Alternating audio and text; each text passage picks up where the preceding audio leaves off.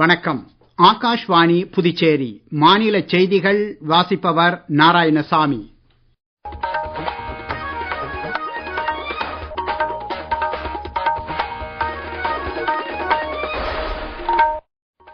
தலைப்புச் செய்திகள். இந்தியாவிற்கும் ரோமானியாவிற்கும் இடையே பொருளாதார மற்றும் முதலீட்டு உறவுகளை வலுப்படுத்த வேண்டியது அவசியம் என்று குடியரசுத் தலைவர் திருமதி திரௌபதி முர்மு கூறியுள்ளார். வினாத்தாள் கசிவு குறித்து கடும் நடவடிக்கை எடுக்கப்படுவதை உறுதிப்படுத்தும் வகையில் விரைவு நீதிமன்றங்களை அமைப்பதற்கான வரைவு மசோதாவிற்கு மத்திய அமைச்சரவை ஒப்புதல் அளித்துள்ளது. வினாத்தாள் கசிவு விவகாரம் குறித்து நாடாளுமன்றத்தில் எதிர்க்கட்சிகள் அமளி ஏற்படுத்தியதால் இன்று 5வது நாளாகவும் இரு அவைகளும் நாள் முழுவதற்கும் ஒத்திவைக்கப்பட்டன. மதுராந்தகம் அருகே கார் மீது லாரி மோதியதால் ஏற்பட்ட விபத்தில் தந்தை மகனான இருவர் உட்பட 3 உயிரிழந்தனர். இனி விரிவான செய்திகள். இந்தியாவிற்கும் ரோமானியாவிற்கும் இடையே கூடுதல் வர்த்தக ஒத்துழைப்பிற்கான வாய்ப்புகள் அதிகம் உள்ளதால் இருதரப்பு பொருளாதார மற்றும் முதலீட்டு உறவுகளை வலுப்படுத்த வேண்டியது அவசியம் என்று குடியரசுத் தலைவர் திருமதி திரௌபதி முர்மு கூறியுள்ளார். இந்தியாவிற்கும் ஐரோப்பிய ஒன்றியத்திற்கும் இடையே உத்தேசிக்கப்பட்டுள்ள வரியில்லா வர்த்தக உடன்பாடு இதற்கு சாதகமாக அமையும் என்று அவர் தெரிவித்துள்ளார். இன்று ரோமானியாவின் புக்காரெஸ்ட் நகரில் இரு நாடுகளுக்கும் இடையிலான வர்த்தக பேரவை கூட்டத்தில் குடியரசுத் தலைவர் உரையாற்றினார்.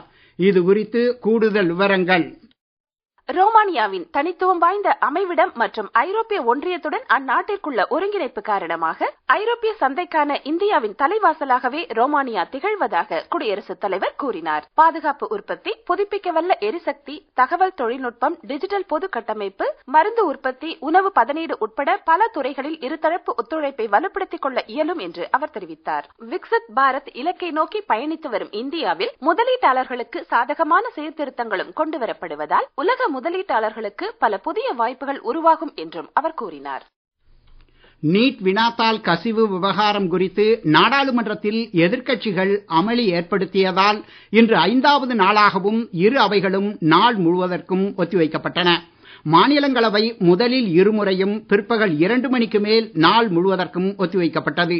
மக்களவையில் அலுவல்கள் முதலில் 12 மணி வரையிலும் பின்னர் நாள் முழுவதற்கும் ஒத்திவைக்கப்பட்டன. வினாத்தாள் கசிவு பிரச்சனை குறித்து விவாதிக்க ஆரம்பத்தில் இருந்தே அரசு தயார்தான் என்றும் காங்கிரஸ் விதித்த நிபந்தனைகள் காரணமாகவே இதில் முன்னே செல்ல இயலவில்லை என்றும் நாடாளுமன்ற விவகாரங்கள் துறை அமைச்சர் திரு கிரண் ரிஜிஜு முன்னதாக மாநிலங்களவையில் கூறினார். தேர்வு முறைகேடுகளை தடுக்க கடும் சட்டம் கொண்டு வருவதில் தாமதங்கள் கூடாது என பிரதமர் திரு நரேந்திர மோடி வலியுறுத்தி இருப்பதாக நாடாளுமன்ற விவகாரங்கள் துறை அமைச்சர் திரு கிரண் ரிஜிஜு கூறியுள்ளார்.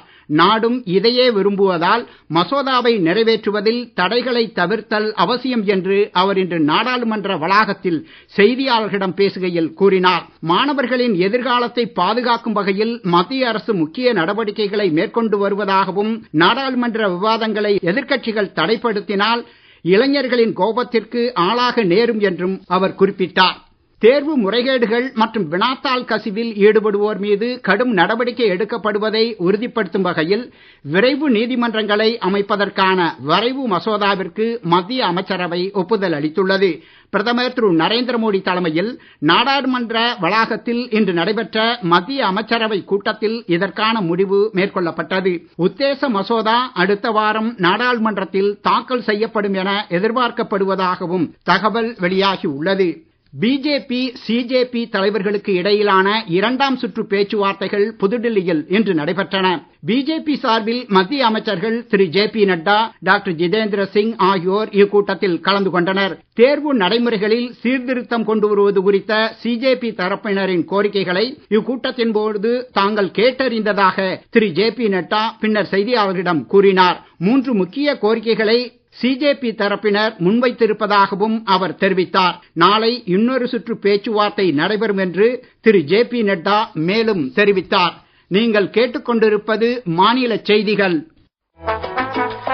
ஆகாஷ்வாணி செய்திகளை நேயர்கள் உடனுக்குடன் தெரிந்து கொள்ள எமது புதுச்சேரி மண்டல செய்திப் பிரிவின் சமூக ஊடகங்களான @airnews_புதுவை என்ற எக்ஸ் பக்கத்தையும், all India radio news Puducherry என்ற Facebook பக்கத்தையும், @RNU புதுச்சேரி என்ற யூடியூப் சேனலையும் அணுகலாம். செய்திகள் தொடர்கின்றன. கர்நாடகா மற்றும் ஆந்திர பிரதேசத்தில் பெல்லாரி குண்டக்கல் இடையே மொத்தம் 1264 கோடி ரூபாய் மதிப்பில் 3வது மற்றும் 4வது ரயில் பாதை அமைக்கும் உத்தேசத்திற்கு மத்திய அமைச்சரவை ஒப்புதல் அளித்துள்ளது. அமைச்சரவையின் முடிவுகள் குறித்து கூடுதல் விவரங்கள்.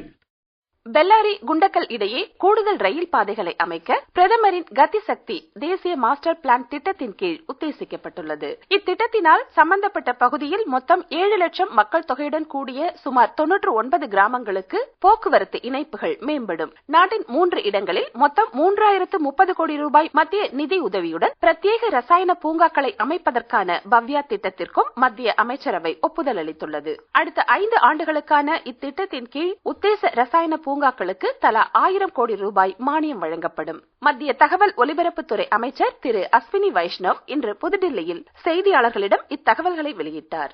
டெல்லியில் போராட்டத்தில் ஈடுபட்டுள்ள மாணவர்களை மிரட்டும் வகையில் மத்திய அமைச்சர் திரு பியூஷ் கோயல் பேசியது போல சமூக ஊடகங்களில் உலா வரும் வீடியோ போலியானது என்று மத்திய அரசு தெரிவித்துள்ளது. போராட்டக்காரர்கள் மீது நடவடிக்கை எடுக்க டெல்லி கூடுதல் போலீஸ் கமிஷனருக்கு மத்திய உள்துறை அமைச்சர் திரு அமித்ஷா உத்தரவிட்டுள்ளதாக காட்டும் வீடியோவும் முற்றிலும் போலியானதே என்று பத்திரிகை தகவல் அலுவலகத்தின் உண்மை அறிவும் பிரிவு தெரிவித்துள்ளது. நீட் வினாத்தாள் கசிவு விவகாரத்தை தொடர்ந்து தேர்வு நடைமுறைகளில் சீர்திருத்தம் கொண்டு வருவதில் இதுவரை எட்டப்பட்டுள்ள முன்னேற்றங்கள் குறித்து மத்திய அரசும் தேசிய தேர்வு முகமையும் விரிவான பிரமாண பத்திரம் தாக்கல் செய்ய உச்சநீதிமன்றம் இன்று உத்தரவிட்டுள்ளது. தற்காலிக நடவடிக்கைகளை நம்பாமல் அமைப்பு ரீதியிலான சீர்திருத்தங்களை அமல்படுத்த என்ன நடவடிக்கை எடுக்கப்பட்டது என்பதை விளக்குவதாக பிரமாண பத்திரங்கள் அமைய வேண்டும் என்றும் நீதிமன்றம் கூறியுள்ளது. பிரச்சனைகளுக்கு தீர்வு காண வழக்கத்தை விட பல மடங்கு அதிகமான முயற்சிகளை அரசு மேற்கொண்டு வருவதாக தலைமை வழக்கறிஞர் திரு குஷால் மேத்தா நீதிமன்றத்தில் கூறினார். இப்பிரச்சனையில் அடுத்த கட்ட விசாரணை ஜூலை 27ஆம் தேதிக்கு ஒத்திவைக்கப்பட்டுள்ளது. புதுச்சேரியிலிருந்து சென்னை நோக்கி சென்று கொண்டிருந்த கார் மீது மதுராந்தகம் அருகே லாரி மோதியதால் ஏற்பட்ட விபத்தில் தந்தை மகனான இருவர் உட்பட 3 உயிரிழந்தனர். மதுராந்தகம் போலீசார் இதுகுறித்து வழக்கு பதிவு செய்து விசாரித்து வருகின்றனர். விபத்து ஏற்படுத்திய வாகனத்தை சிசிடிவி கேமரா பதிவுகள் மூலம் கண்டுபிடிக்கவும் முயற்சிகள் மேற்கொள்ளப்பட்டு வருகின்றன. புதுச்சேரியில் இவ்வாண்டு தைப்பட்டத்தில் புதிய பழத்தோட்டம் அமைக்கவும் பாரம்பரிய மலர்கள், மஞ்சள், வெங்காயம் மற்றும் வீரிய ஒட்டுரக காய்கறிகளை பயிரிடவும் முடாக்குகளை அமைக்கவும் சாகுபடிக்கு பிந்தைய முறையில் மானியம் வழங்கும் திட்டத்திற்கு விண்ணப்பித்தவர்களின் பெயர் பட்டியல் சமுதாய தணிக்கைக்காக உழவர் உதவியகங்களில் அறிவிப்பு பலகையில் ஒட்டப்பட்டுள்ளது. இப்பட்டியல் குறித்து ஆட்சேபனை உள்ளவர்கள் ஆகஸ்ட் 3ஆம் தேதிக்குள் எழுத்து வடிவில் தெரிவிக்கலாம் என்றும் தோட்டக்கலைத்துறை அறிவித்துள்ளது. E20 என்னும் எத்தனால் எரிபொருளில் எத்தனால் பயன்பாடு குறித்த சிறப்பு நேர்முகம் இன்று இரவு 8:30 மணிக்கு புதுச்சேரி வானொலியின் முதன்மை அலைவரிசையில் ஒலிபரப்பாக உள்ளது. வானொலி நிலையத்தின் மண்டல செய்திப் பிரிவு தயாரித்து வழங்கும் இந்நிகழ்ச்சியில் புதுச்சேரி பல்கலைக்கழக பசுமை ஆற்றல் தொழில்நுட்பத்துறையின் புல முதன்மையர் பேராசிரியர் முகமது ஜாஃபர் அலி கலந்து கொண்டு எத்தனால் கலந்த எரிபொருளின் பயன்பாடு குறித்து விளக்கம் அளிக்கிறார்.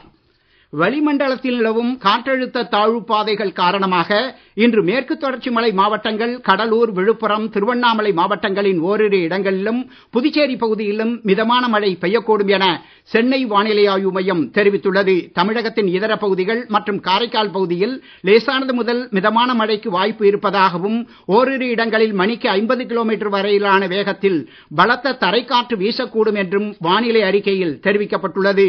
வரும் 30ஆம் தேதி வரை மழை நீடிக்கலாம் என்றும் எதிர்பார்க்கப்படுகிறது. மீண்டும் தலைப்புச் செய்திகள். இந்தியாவிற்கும் ரோமானியாவிற்கும் இடையே பொருளாதார மற்றும் முதலீட்டு உறவுகளை வலுப்படுத்த வேண்டியது அவசியம் என்று குடியரசுத் தலைவர் திருமதி திரௌபதி முர்மு கூறியுள்ளார். வினாத்தாள் கசிவு குறித்து கடும் நடவடிக்கை எடுக்கப்படுவதை உறுதிப்படுத்தும் வகையில் விரைவு நீதிமன்றங்களை அமைப்பதற்கான வரைவு மசோதாவிற்கு மத்திய அமைச்சரவை ஒப்புதல் அளித்துள்ளது. வினாத்தாள் கசிவு விவகாரம் குறித்து நாடாளுமன்றத்தில் எதிர்க்கட்சிகள் அமளி ஏற்படுத்தியதால் இன்று 5வது நாளாகவும் இரு அவைகளும் நாள் முழுவதற்கும் ஒத்திவைக்கப்பட்டன. மதுராந்தகம் அருகே கார் மீது லாரி மோதியதால் ஏற்பட்ட விபத்தில் தந்தை மகனான இருவர் உட்பட 3 உயிரிழந்தனர். இத்துடன் இந்த செய்தி அறிக்கை நிறைவு பெற்றது. வணக்கம்.